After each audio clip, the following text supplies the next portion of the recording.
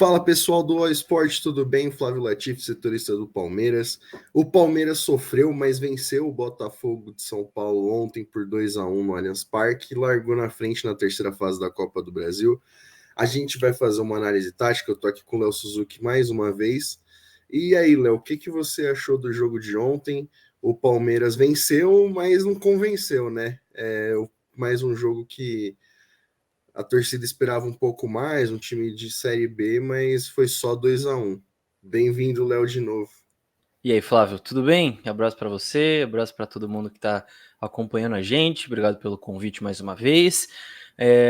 Mais um jogo maluco, né? Mais um jogo de montanha-russa de emoções aí pro torcedor. Ao longo da partida, enquanto estava 1-0, eu até achava que o 1-0 não era tão bom resultado assim para o Palmeiras, pela chance que o Palmeiras criou no segundo tempo, pela chance que o Palmeiras perdeu no segundo tempo, pelo fato de ir para o segundo jogo só com uma vantagem mínima, né? Então eu achava que 1-0 nem seria tão bom resultado, mas no fim das contas o 2-1, que é basicamente a mesma coisa, acabou sendo um bom resultado pelo contexto ali do final da partida, por aquela maluquice que a gente viu, mas foi realmente um Palmeiras que fez um primeiro tempo ruim, na minha visão, oscilando defensivamente no começo, depois o Palmeiras corrige essa questão defensiva, mas não tem tanto ímpeto ofensivo ali na segunda metade do primeiro tempo, mas que volta corrigido para o segundo tempo e consegue sim criar muitas chances. Essa é a parte positiva. A parte negativa é o fato de perder muitas chances também, mas é um Palmeiras que pelo menos consegue a sua vitória aí contra o Botafogo. E ontem o Palmeiras entrou em campo com um time bem alternativo, né? Diversos jogadores que não vinham recebendo minutos jogaram.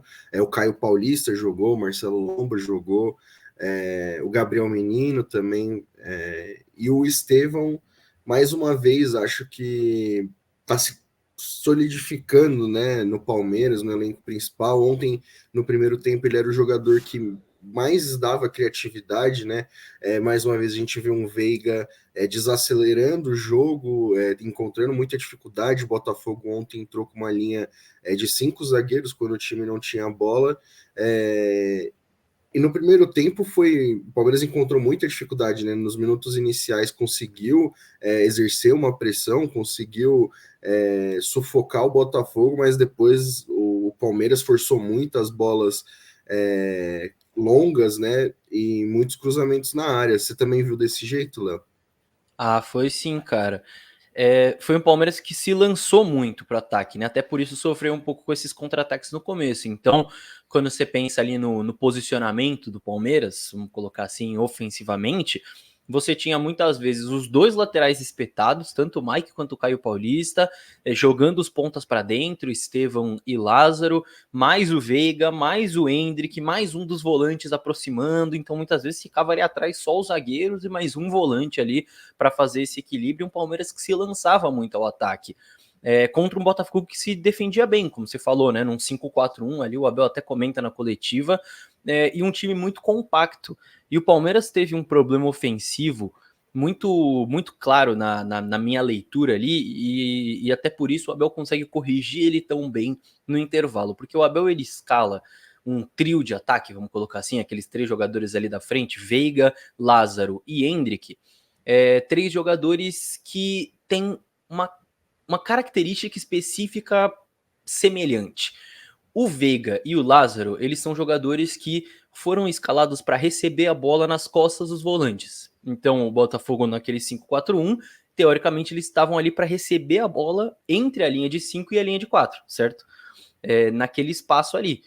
Só que o Endrick, que era o centroavante, ele também gosta de receber a bola ali. Ele gosta de sair da referência, né? Não é aquele centroavantão, ele gosta de receber a bola ali nas costas dos volantes também, entre as linhas do Botafogo. Só que para você ter jogadores recebendo ali, você precisa criar esse espaço. E o que acontecia era que o Palmeiras tinha três jogadores que voltavam, né, fazia esse movimento de recuar para buscar a bola nas costas dos volantes e não tinha ninguém para empurrar a última linha do Botafogo para trás, para fixar essa última linha lá atrás, né, para gerar esse espaço, para separar as linhas do Botafogo. Então os zagueiros do Botafogo ficaram muito confortáveis no primeiro tempo, porque eles conseguiam subir, aproximar da linha de meio campo e compactar o time, e aí não gerava espaço. Então, até por isso, como você bem falou, os melhores lances foram por fora, né, em lances individuais por fora, do Estevão pela direita principalmente, e em alguns momentos do Lázaro pela esquerda. Por isso que o Palmeiras tinha muito a bola, chegava ali na frente, mas não conseguia criar esse espaço para acionar esses jogadores. E aí a troca do Abel no intervalo faz muito sentido, né, de colocar o Rony no lugar do Veiga.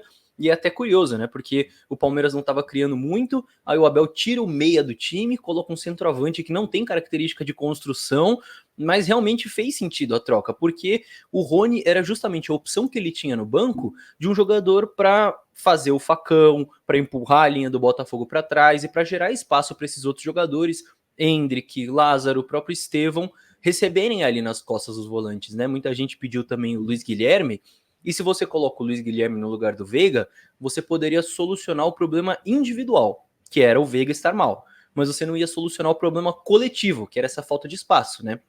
Claro que o Luiz Guilherme poderia decidir ali num lance individual, assim como o Estevão, Endrick, Lázaro, porque eles têm essa qualidade.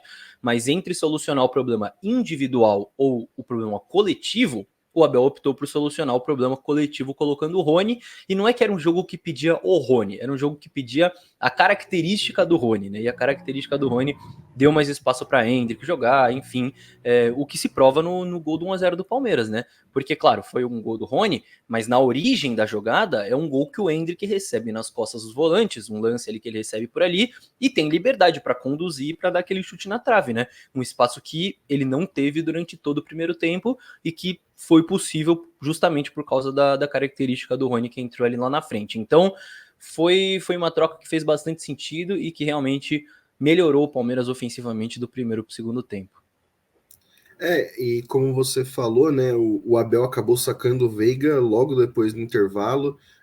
Na coletiva ele voltou a falar sobre o tema. Há algumas semanas ele disse que o problema era físico e não é isso, né? Porque o Veiga jogou 90 minutos contra o São Paulo, ontem voltou a jogar, mas o Abel teve a oportunidade de preservá-lo e não o fez.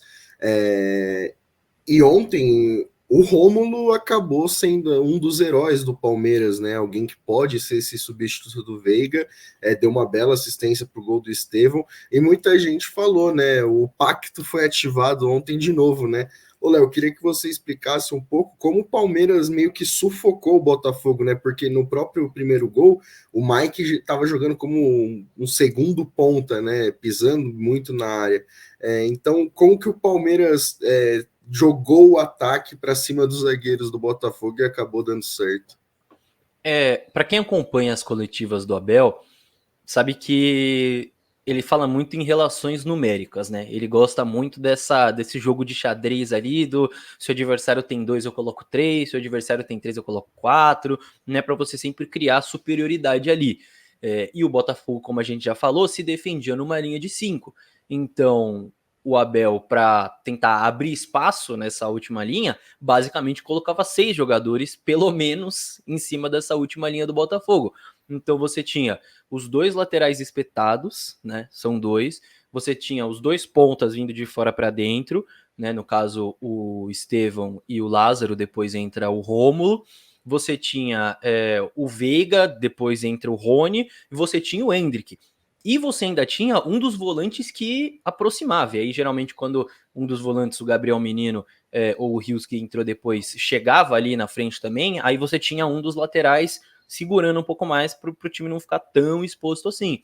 Mas você tinha basicamente sempre 6 jogadores em cima da última linha do Botafogo para tentar gerar espaço entre os jogadores ali, que é essa questão da relação numérica que o Abel fala tanto.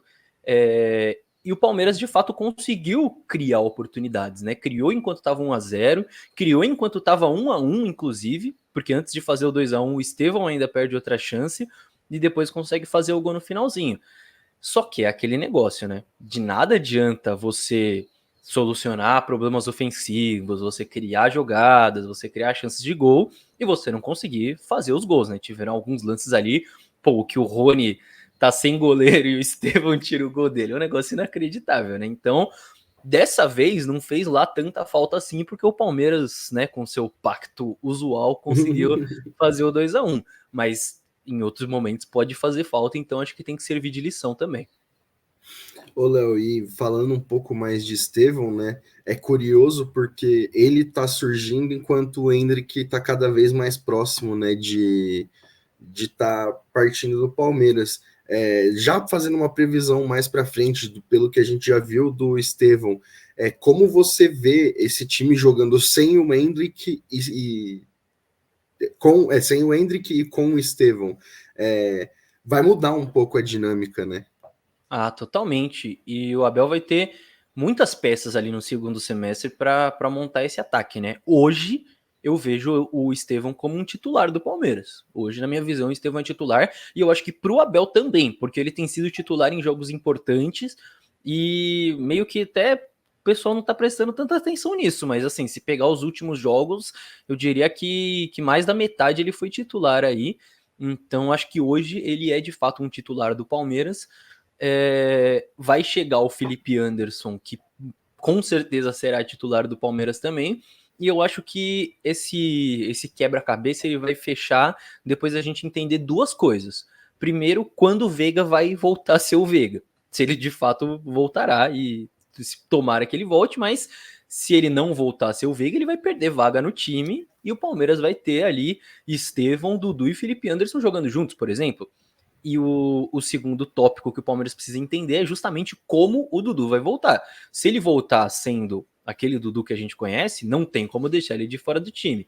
Se ele voltar diferente, o que também é muito possível, porque ele vem de uma lesão complicada, aí talvez ele tenha uma função um pouco diferente do que ele se acostumou a ter no Palmeiras, de protagonista do time, de craque do time e tudo mais.